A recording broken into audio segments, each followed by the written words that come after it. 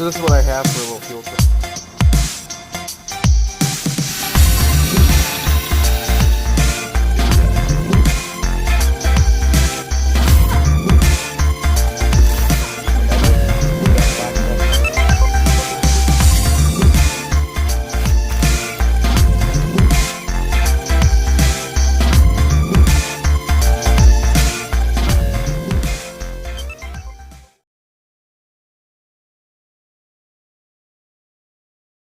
Manufacturers, so today we're going after the spark plugs on this Mini Cooper Clubman. So first you gotta take the 30 Torx off.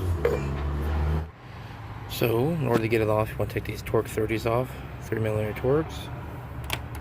And then once you take those out, there's these clips right here, and you want to press and kind of pull up. So I can't do it with the camera, so I'll show you.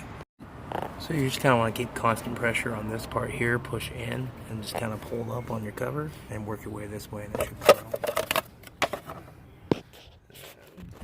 Undo your coils like that, just pull up on the clip.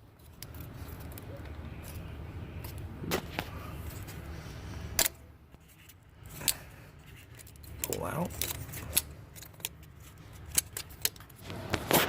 So once you get the clips out, get like a screwdriver underneath here, and it should just pry out, I'm hoping. Then you should just be able to pull up on your spark plugs, get those out, and then at the bottom of our holes here, there's a 14mm size spark plug. So get your 14mm socket like so, get it down in there, don't take it loose.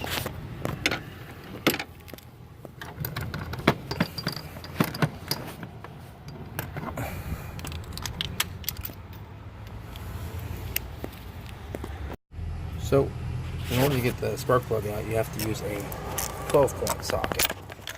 12-point socket looks like that.